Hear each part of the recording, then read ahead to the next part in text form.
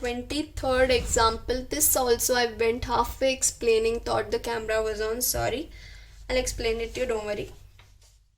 Very simple. This is very similar to the example that I've used in my basics video. Check that video. I'm stressing on that point because that video has just every point required to understand this exercise. Now, the function such that n to y be a function defined as f of x is 4x plus 3, where there are some, they're just telling that y belongs to n and x also belongs to n and things like that. Show that f is invertible, find the inverse. First step, what you have to do is what? Prove that there exists a function g such that the domain and codomain are exchanged. This is the halfway. The second halfway is you have to prove that gof is identity upon x and fog is identity upon y. Okay. F of x, the first step what you have to do is what? G such that y to n. For that what you have to do is find the value of x. F of x is nothing but y. Y is 4x plus 3 and x is y minus 3 by 4. I found out x. Now, I'll prove to you why g such that y to n arrives. Now, look carefully. Domain and codomain. Okay, this is x and this is y, right? This is f of x. Now, when I consider y to be f of x, that time I am considering this to be the codomain. When I tell y is f of x, this is the codomain. Now clearly observe, f of x has x in its function. Okay. Now, shouldn't y be in a function that is like this, that is g of y is equal to y minus 3 by 4. So instead of writing f of x, I write it as y. F of x, I write it as y. Instead of writing x, I am writing g of y. Very simple. Okay. So the function g of y has y as its element in the function. Hope you understood why I took g of y. Now observe, if I consider y as the f of x, then that is codomain. If I consider g of y as x, then this will be my codomain. Got it? Very clear, very simple.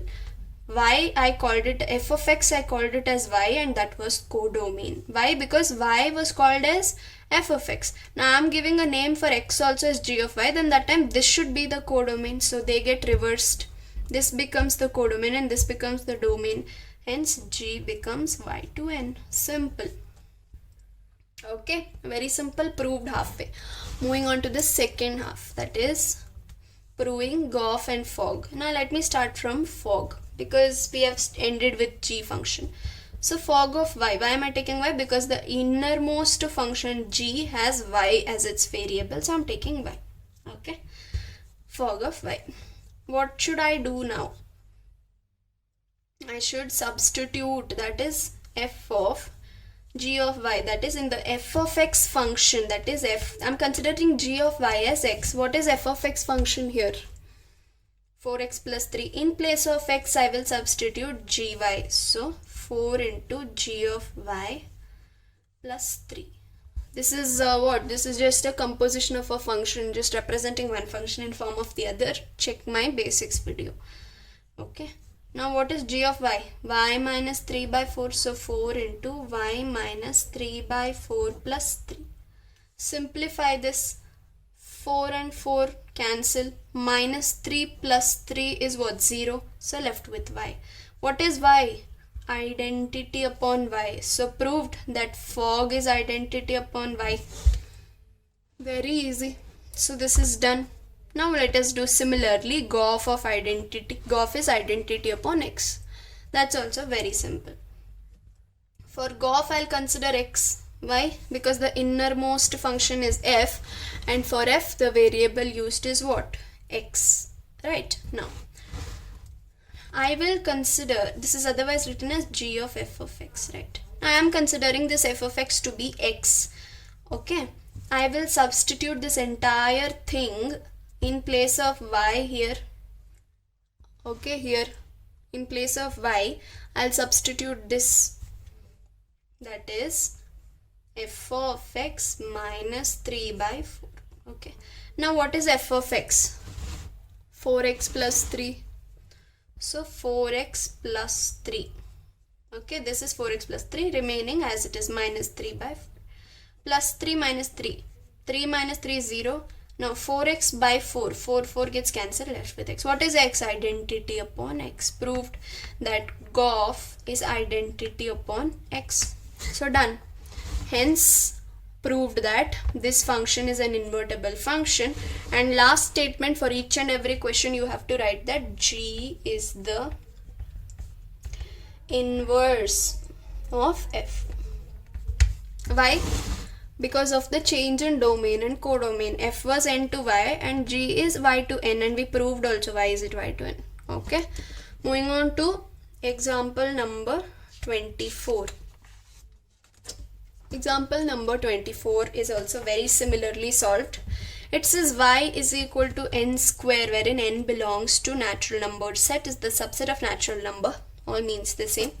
Consider function n to y as f of n is equal to n square. Show that f is invertible. Find inverse of f. This is very simple. Only in order to confuse you guys, in place of x they have given you n. So in this question, forget about x. Think it as n and y, not x and y. Okay. Consider it as n and y. So wherever I'll use x, I'll be using n in this question because the question itself says. Okay. Now, what is the first point? Proving that there exists another function g wherein y becomes the domain and n becomes the codomain. Ulta, right? Now, the first step is to prove this. Start proving f of n is equal to n square is our function. Instead of n, I'll write y as n square. And I used to find out the value of x, but here I have to find out the value of n, because for this question for us x will be n. So what is n here? N is equal to root y. If I transfer square to this place, then it will become root. So I found out the value of n. Now what is n? Now I considered f of n to be y. Then can I consider n to be g of y? I already told you why am I doing this also. Now, so this is a domain, this is a codomain, this is y, this is n. For y, if there exists f of n. For f of n, I called it y. This was the codomain. So for n, if I have a function g of y, then this will be the codomain. It will get reversed. Right? This will become the domain, this will become the codomain. Hence, there exists a function g of y such that y becomes your domain and n becomes your codomain. Halfway proved very quickly, right? Moving on to the second halfway, that you have to prove that GOF is identity upon n here, not x. I told you this question is revolving around n instead of x, and fog is y. Starting with fog only, because the last function we used was g of y, right? So f of g of y. F of g of y, I'm considering this to be the n term, and I'll substitute this in place of n in the f of n function. F of n, right? N square. So g of y the whole square. Now what is g of y? Root y. So root y the whole square. Square and root gets cancelled, you're left with y. What is y? Identity upon y. For what? Fog. Fog is identity upon y. Proved halfway. The second, you have to prove GOF, that is g of f of n, not x for this question. Okay. Now, f of n, I'm substituting f of n in place of the g of y. Okay, in place of y, I'm substituting f of n. So it will be root of f of n. Now, in place of f of n, I'll be substituting its function, n square. So, root n square. Square and root gets cancelled, left with n. What is n? Identity upon n. So, GOF proved that identity upon n. Proved. This n or a small n or big n, anything is fine. So, proved that the function is invertible. Find the inverse of f. G is the inverse of f. That's it. Show that the function is invertible. We proved 2 steps. Use these 2 steps to prove. Proved. And G is the inverse of f. You have to always end the answer with this. Very easy. Okay, f dash such that natural number to real number be a function defined as 4x square plus 12x plus 15. Show that n to s where s is the range of f is invertible. All they mean to say is n of s is invertible. S is the range of f, that is this s, instead of r they have written it as s, and they're telling, see in r, if r was the codomain, might be that some elements wouldn't have got exhausted, but they're telling s is the range of f. When I tell s is the range of f, it's the subset and equal to f, that is all the elements are exhausted. When we tell that this is the range of the function, all the elements in the codomain are exhausted. So don't get confused or don't worry about it. If you do not understand about that also, it's okay. All you have to do is prove invertible. So for proving invertible, as you know, the first step is g such that r to n. Here you can just assume it to be s to n. Okay, that is change the domain and codomain. How do you do that? Very simple. I've already taught you. Instead of f of x, write y and write the function, that is 4x square plus 12x plus 15.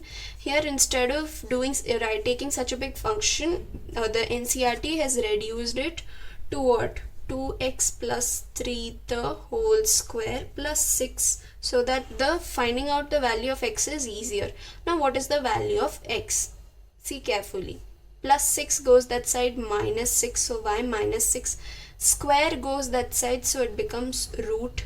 So you're left with 2x plus 3. If plus 3 comes this side, it becomes minus 3 divided by, you're left with 2x. So multiplication comes, it becomes division. Okay, so you have the value of x. Now value x is otherwise called as g of y. Why is it called g of y? Check my basics video. Okay, it's a 20 minutes video. G of y. So when f of x was called y, this is y, right? This was the codomain. Okay, now I am calling x to be g of y. Okay, then this will be the codomain, that is f of x will take its values from n. Okay, then g of y will take its values from, when it is reversed, it will take its values from r. So g such that r to n, that is nothing but s to n.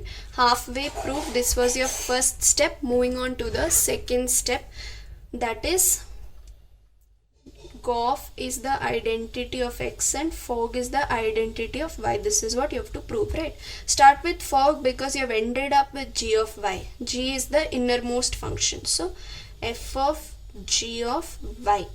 Now consider this to be x and substitute in f of x. So it is 2 into g of y plus 3 the whole square plus 6. Okay, you have substituted. Now substitute the function g of y. Second substitution, that is 2 into root y minus 6 minus 3 divided by 2 plus 3 the whole square plus 6. Observe carefully, 2 times substitution has been done.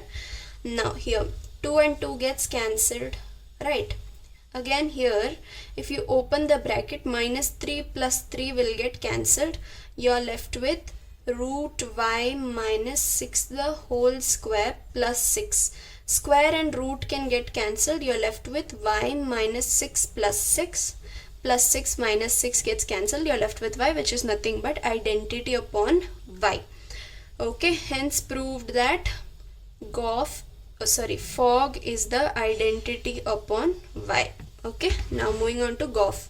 G of f of x, right? Innermost function f, and f is using the variable x, right? X.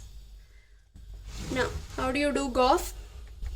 Substitute f of x in the g of y function, that is root of f of x minus 6 minus 3 by 2, right? This is only the function of g of y, right? This. So I have substituted in place of y, I have substituted f of x. Now what is f of x? Root of f of x is what? 2x plus 3 the whole square plus 6. right? F of x is this. Again, keep all the other as it is, minus 6 minus 3 by 2. Okay, this by is for the entire thing. Now observe carefully, plus 6 minus 6 gets cancelled, right? This minus 3 is out of the root if you observe. Okay, so don't look at that. Now square and root gets cancelled. You're left with 2x plus 3 minus 3 by 2, minus 3 by 2. Plus 3 minus 3 gets cancelled, left with 2x by 2. 2 gets cancelled, left with x, which is nothing but identity upon x, which is Goff. So proved even Goff. Now after proving Goff, the last statement is what is your inverse? That is G is the inverse. If they ask to write down, then just write down this. Okay, that is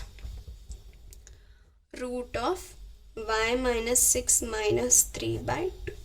Okay, moving on to example number 26. Consider function such that natural number to natural number, function g such that natural number to natural number, function h such that natural number to real number, defined as f of x is 2x, g of y is 3y plus 4, hz is sin z. Show that h of Goff and hog of f function both are equal. This is very easy.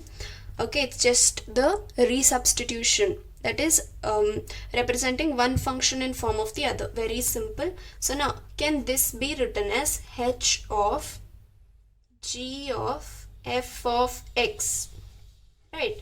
H of g of f of x. Okay, now this is the first one. We'll do the first and then the second one and then match whether it's same or not. Now let's keep h like that only and do g of f of x. Let's forget about h and do a normal g of f of x. How do we do Goff now? Normal.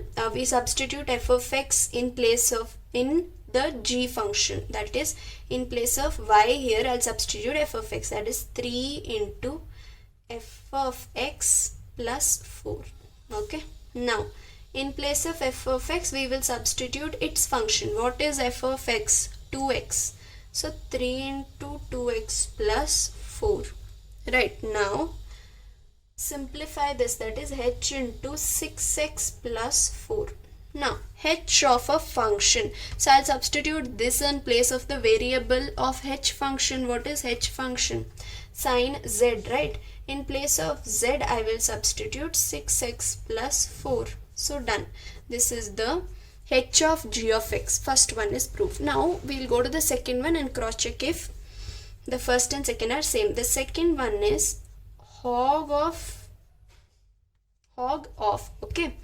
Now h of g of x, okay, of f of x.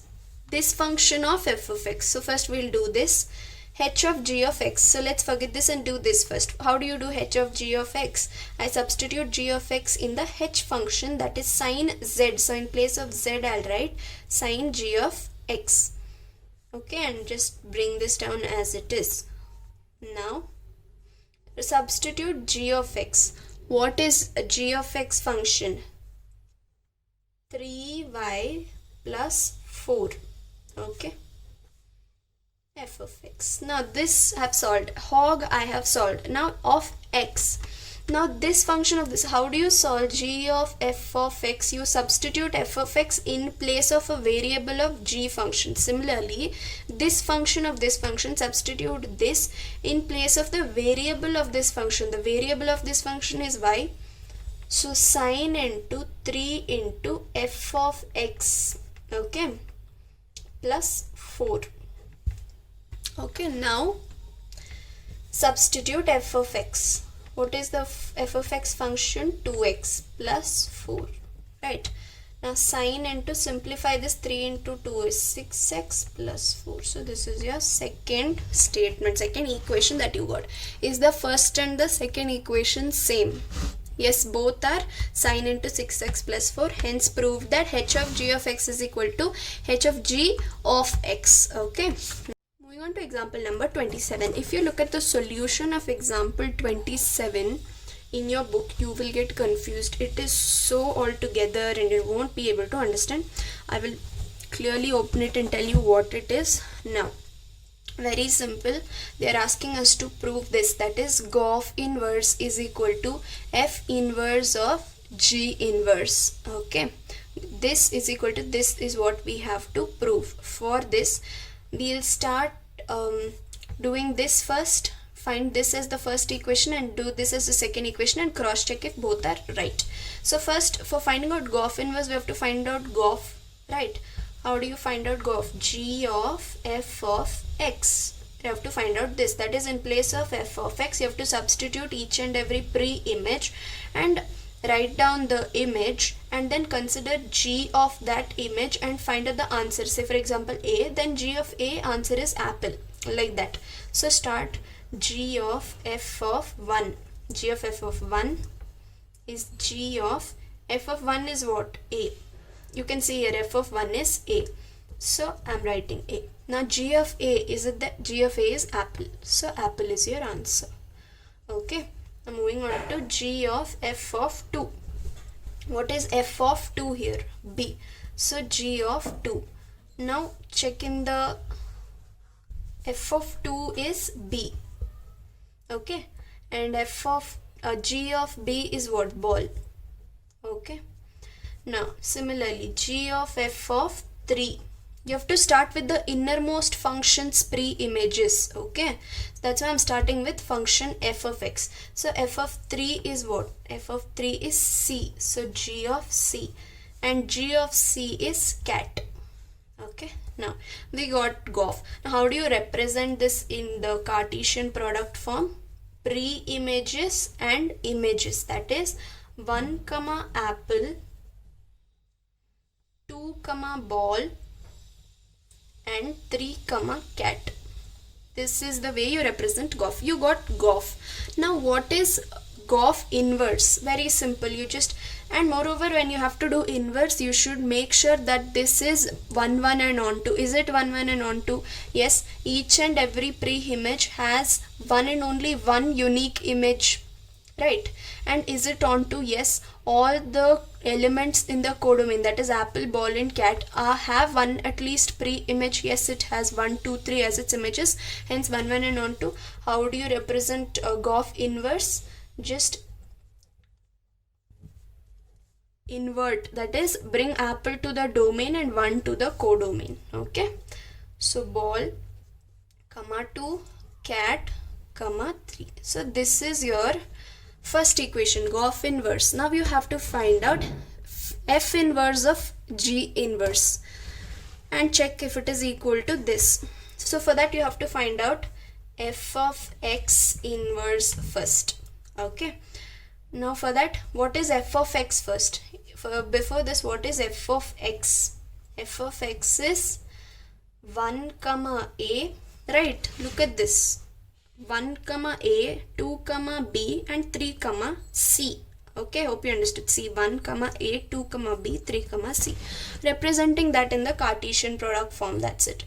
2 comma b and 3 comma c. This is f of x. Okay, what is f of x inverse? Now again check if it is 1 1 and onto. Yes, it is 1 1 and onto, because each and every pre-image has its own unique image, and all the elements in the codomain, that is all the images, have at least one pre-image. So it is both 1 1 and onto, hence it is invertible. So I can find out the inverse, a comma 1, b comma 2, and c comma 3. Okay, so this is your f inverse. Now you have to find out, you found out f inverse, I have to find out g inverse. For that I have to find out g of x first. What is g of x here? Very simple, it's given here already. See, a comma apple, b comma ball, c comma cat. See, a to apple, b to ball, and c to cat. So I'm just writing them down. A comma apple, b comma cat, sorry, b comma ball, and c comma cat. Okay, now this is g of x. Now what is g of x inverse? See, this is 1 1 and onto. Again, all have one unique image and all the images have at least one pre-image. It's 1 1 and onto. So I can find out the inverse, that is apple comma a, ball comma b comma cat comma C. So you found out even G inverse. You have F inverse and G inverse. Find out F of F inverse of G inverse. That's it. That is this function of this function. How do you do that? F inverse of G of X inverse. Okay. So for this, this one you will have to substitute in place of the x of this, right? Very simple. Apple, comma, what is f of x now? 1. Understood? See, I am taking x from G inverse and 1, that is the codomain. I need a domain and a codomain, a pre-image and an image. So for the pre-image, I have to take the innermost function's pre-image, that is apple. And for the image, I have to take the image of the bigger function, that is the outer function, that is 1. So apple comma 1. Okay. Again, inner function's pre-image ball, outer function's image, that is 2. Again, inner function's pre-image cat and outer function's image, that is 3. Now cross check if 1 and 2 are the same. Check if 1 and 2 are the same. Apple 1 ball 2 cat 3, apple 1 ball 2 cat 3. Hence prove that Goff inverse is equal to F inverse of G inverse. Finally, moving on to the last example, that's example number 28. It says S is equal to 1, 2, 3. Determine whether the functions f such that s to s defined as below have inverses. Find f inverse if it is there. Okay. Now, I've already told you that for a function to be invertible, it has to be both 1, 1 and onto. If it is both 1, 1 and onto only, the function is invertible. That is, there exists an inverse of the function, that is f inverse, right? Now, they have given the pre-image and image, pre-image image and pre-image image. That is, they have represented it in the form of a Cartesian product and given it to us. Now I have taken them in the form of sets. We will see if they are 1, 1 and onto. If they are 1, 1 and onto, then it will be invertible. Okay. And then we can find out the inverse. How to find out the inverse? Bring this element to here and this element to the right hand side. That's it. Okay. Now 1, 1, 2, 2, 3, 3. So I'm matching 1 to 1, 2 to 2 and 3 to 3. Now this is clearly 1, 1 and onto because each and every image has one, pre-image has one and only one image, and all the images have at least one pre-image. Hence it is both 1, 1, okay, and onto.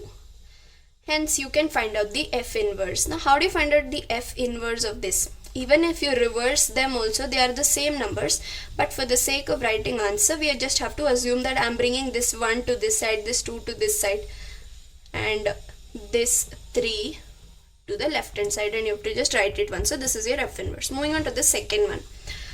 This is the pre-images and images given here. Okay, so 1, they have matched it to 2, 2 to 1, 3 to 1. That is, 1 can be taken once only. That is, both 2 and 3 have only one image. That is, this is a many one function. So it is no more a 1, 1 function.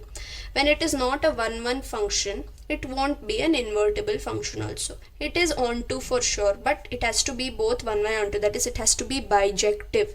Only if a function is bijective, F inverse exists. Now F inverse doesn't exist. Moving on to the third one, 1, 3, 3, 2, 2, 1. Okay, look at this, 1, 3, 3, 2, 2, 1. This is 1, 1 and onto. Why? Because each and every pre-image has one and only one image, hence 1, 1.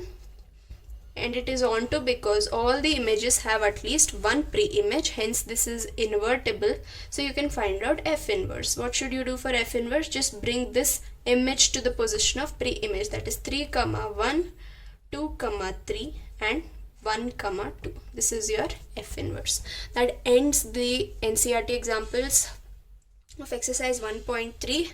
I'll be coming up with the exercise in the next video. For my previous exercises, check my previous videos. That's that. I'm Diksha signing off.